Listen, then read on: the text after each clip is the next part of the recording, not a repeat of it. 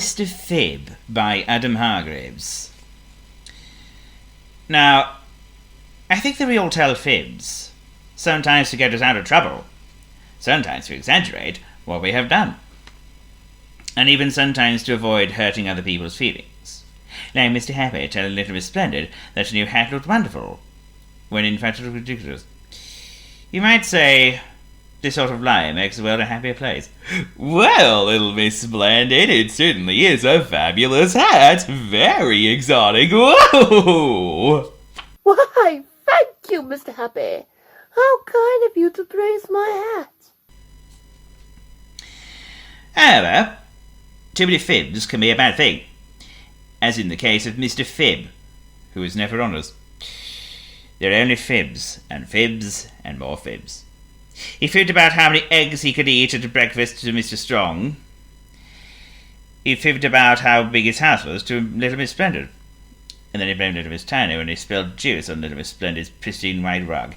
"I saw it, little Miss Splendid. Little Miss Tiny spilled a big drip of juice from her glass. I saw the whole thing." Little Miss Tiny, how could you? My carpet is ruined. It'll take ages to get the stain out. And he fibbed after he had been out fishing and caught nothing. "You should have seen the one that got away. It was this big," he exclaimed, stretching his arms out wide. It was a big fib that grew bigger as the day went by. And not just the fib, the fish grew as well. By lunchtime, he was telling everyone that the fish had been a metre long. By tea time, it was 2 metres long. And by supper, it was as long as Mr. Tall's leg. What you might call a tall story. Well, don't that beat all? This new guy seems real interesting. I wonder what he's got to say next. Oh, I don't know if I ever caught a fish like that. Maybe. Do you? You see, Mr. Fib liked to impress people. He boasted that he was cleverer than Mr. Clever. He bragged that he was luckier than Little Miss Lucky. And he even claimed to have more magic in his little finger than Little Miss Magic had in her whole body. Just one big fib after another. Ooh, how do you do that, Mr. Fib? Well, you know, Little Miss Magic, a great magician never reveals his secrets. Oh, really? I'd like to see where you got that rabbit from, then. I wasn't asking you, Walter. What a noob. Now, one day, Mr. Fib was walking along the beach when he saw Mr. Bump coming towards him. As he drew closer, Mr. Bump tripped and fell in the water.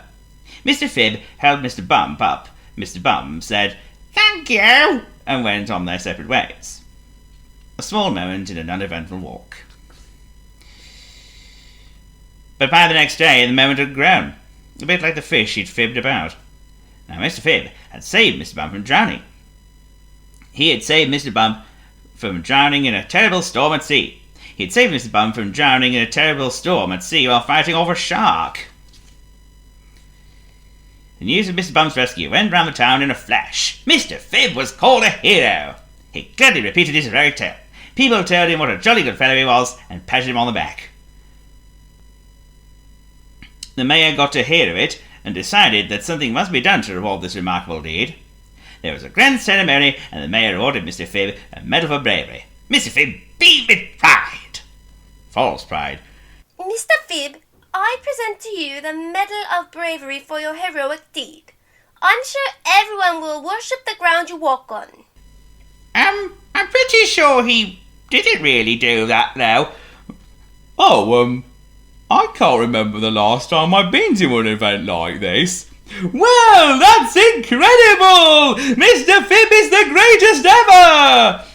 Whoa, he most certainly is. Oh, it was nothing really. Now that's amazing. I know I've earned my trust in him. But then people started to ask questions. Was there a storm on the day in question? Yes, said Mr. Fib. Was Mr. Bump out and about? Of course, exclaimed Mr. Fib. Are there sharks off the coast of Seatown? Undoubtedly, cried Mr. Fib. But by the next day, the truth came out. Mr. Bump had not been at sea. There'd been no storm. There'd been no rescue. And there was no shark. Mr. Phibbs' lie had been found out. The mayor was angry and took back the medal. The people at the town were furious.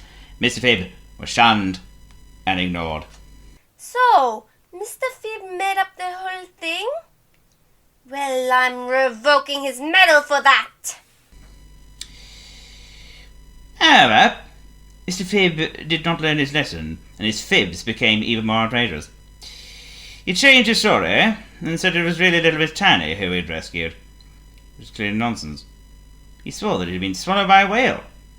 More nonsense. I'm telling you, I was this big! I was the next Jonah! I'll believe you, whale of a tale, when I see you.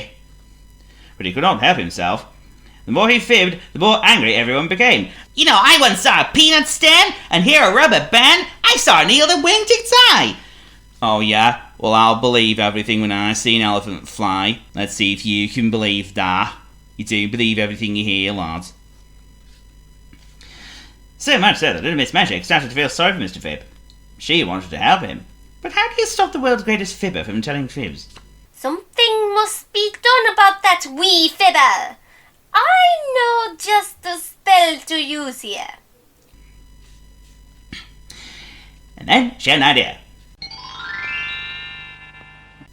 With a wave of her magic wand and muttering some magic words, she put her plan into action. Next day, Mr. Phibb strode up little Miss Quick's driveway. She was proudly washing a new sports car. That looks fast, remarked Mr. Phibb. But I bet it's not as fast as my rocket-powered supergalactic... But before Mr. Phibb could burst about his non-existent flying space car, something extraordinary happened. His tongue began to grow. And it grew and grew, until it was so long that Mr. Phibb could not speak.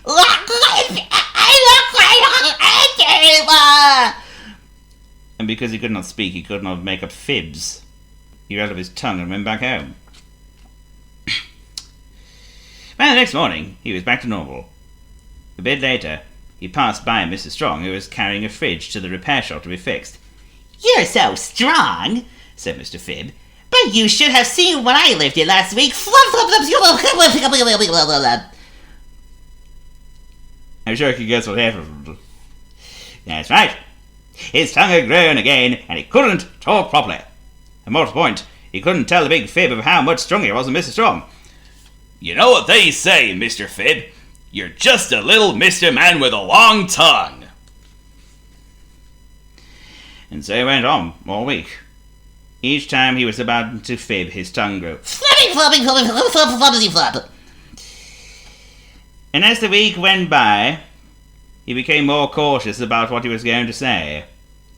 He began to tell the truth. And the more he told the truth, the more everyone believed him. Mr. Phibb discovered that he liked his new feeling. He liked being believed. In time, he became as honest as the day is long. Little Miss Magic was very pleased for him. And remarkably, everyone came to value Mr. Phibb's opinion, like Little Miss Splendid. Good morning. Said Little Miss Splendid. What do you think of my new hat? What should he do? Mr. Phibb ummed and ahed, and then he fibbed. It's a very lovely hat! Well done, Mr. Phibb. That was the right answer. Yep, it sure is. But let me tell you something. If you believe what I say, then you know that pigs can fly. Are you kidding? I'm sure Mr. Phibb will learn to stop making up stories and tell it like it is. The truth is very important, you know. Mr. This and Mr. That are dropping by for a friendly chat to show you round the Mr. World. Who knows when you're gonna meet that funny little fella with the small round feet? Don't you know they're all about you? Climb down, sit down, pull up a chair. Can't you see the Mr. Men are everywhere? You must not miss your friends, the Mr. Men.